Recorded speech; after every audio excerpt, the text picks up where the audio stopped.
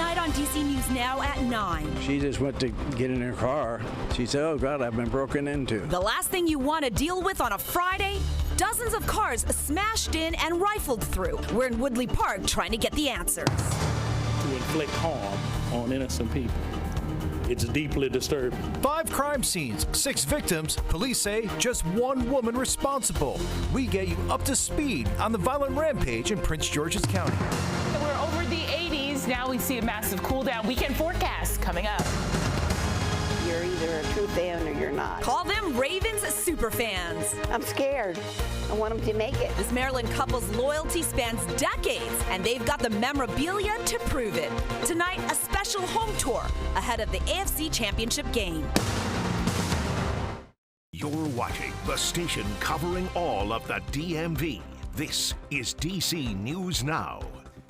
Hi, everyone. Thanks for joining us tonight at 9 for DC News Now. I'm Chris Flanagan. And I'm Susan Trent in for Tasmin Mahfouz. I love that Ravens super fan because there's so much to cheer on. In fact, look at this, a purple sky on this purple Friday. Gorgeous sunset outside of M&T Bank Stadium tonight as Baltimore gears up for the Ravens to peck out Kansas City on Sunday with a trip to the Super Bowl on the line. Yeah, too bad we couldn't just bottle this weather, right? For Sunday. That would be ideal. Yeah. Chief Meteorologist Janessa Webb in tonight, and we've got some rain in the forecast, unfortunately. Yeah, things are going to change very quickly across the region. So hopefully you enjoyed today. Above average temperatures. This is the warmest day for DC and parts of the DMV in history for January standards, folks. I mean, 80 degrees official readings out towards Reagan, Dulles, upper 70s. And so really just history-making day for the DMV in most locations that were about 25 to 30 degrees above average for this time of year. We're quickly changing back into the 60s right now out towards the metro area. 55 for Winchester. Hagerstown, hey, good evening. You were into the middle 70s this afternoon, 59 right now. Some cooler air trying to make its way into Luray, but then look at Woodstock, 62. So still fairly on the mild side. What was super noticeable this afternoon and this morning were the dew points. There was so much moisture in the upper atmosphere. Now it's drier. Things are still on the comfortable side, but that's really what pumped us over the edge with dew points where we were feeling in late spring and early summer. It was that type of feel. We're headed for some big time changes. Now that this front has actually moved out of the region, we have 2 areas of low pressure. It is going to bring widespread rain for your weekend. We'll break down the timing coming up. All right, Janessa, thanks. We'll see you then. All new tonight at 9. A startling discovery for dozens of people in Northwest D.C. They all woke up to their car windows, look at this, smashed in overnight. Our Mariel Carbone is in Woodley Park trying to get answers from these people who just want whoever did this to fess up. Chris and Susan, certainly not a surprise you want to wake up to on a Friday morning. This is one of those impacted cars here. You can see the window shattered out and glass is still all over the ground out here as police continue to investigate and find who's responsible. Window after window after window smashed. Shattered glass now covering the street. I'm feeling really upset. I use that word advisedly. Daryl Grinstead says his daughter's car, parked on 29th Street Northwest, was hit overnight. And nothing was stolen inside, but the driver's side window busted out. There's a bunch of dumb kids been running around having their jollies. According to police, 51 cars were vandalized in the area of Woodley Road, Cleveland Avenue, and 29th Street Northwest.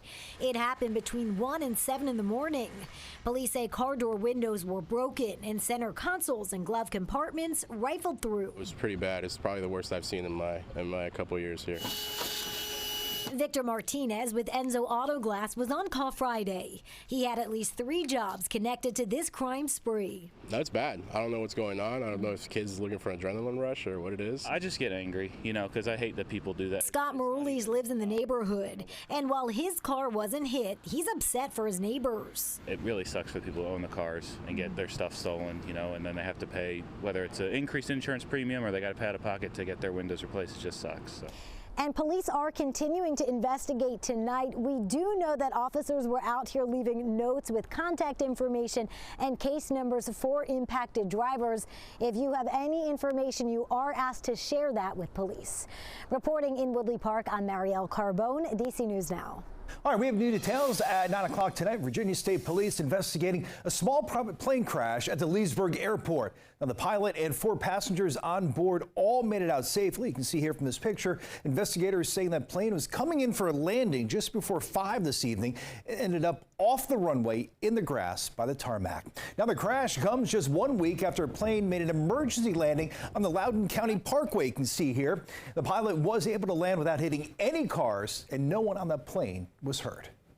New tonight in the district. A 9-year-old boy, a child here, is facing charges accused of trying to rob someone in Northeast, and there's also a 13-year-old involved as well. This all happened overnight on 10th Street and Maryland Avenue.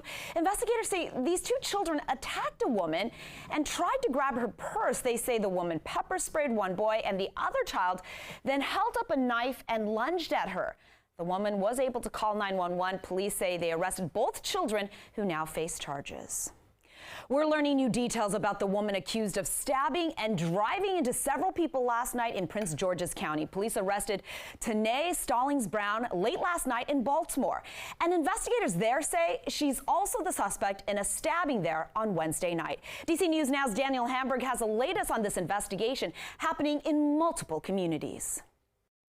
Stallings Brown is from Baltimore, and Prince George's County Police tracked her to the city of Baltimore, and with the help of Baltimore police, arrested her during a traffic stop where they found her car with front end damage and a broken windshield. They say they were able to find her within 6 hours of her crime spree beginning. Shortly after 5 on Thursday, officers were called to the intersection of Forest Park Drive and Ritchie Road in Capitol Heights. That's where they say Stallings Brown drove into a woman on the sidewalk and drove off. About 10 minutes later, she allegedly hit 2 other people with a car at 20 Ritchie Road. She then got out of the car and stabbed one of them, a 15-year-old girl now in the hospital with life-threatening injuries. 10 minutes later, she drove into a man walking on the sidewalk along Walker Mill Road before turning around and hitting him again. Investigators say Stallings Brown kept driving and hit a man around the corner with the car as well. Finally, police say around 6:30, she stabbed a taxi driver at a gas station on Annapolis Road in Lanham. In my more than 3 decades of policing, almost 3.5,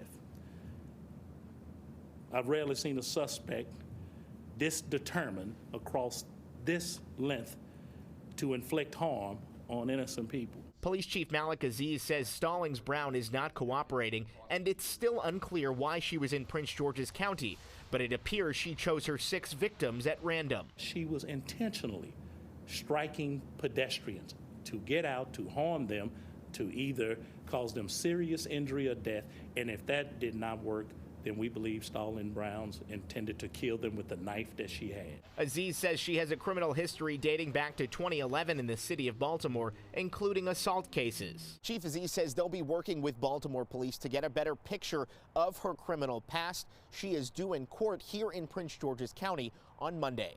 In Upper Marlboro, Daniel Hamburg, DC News Now.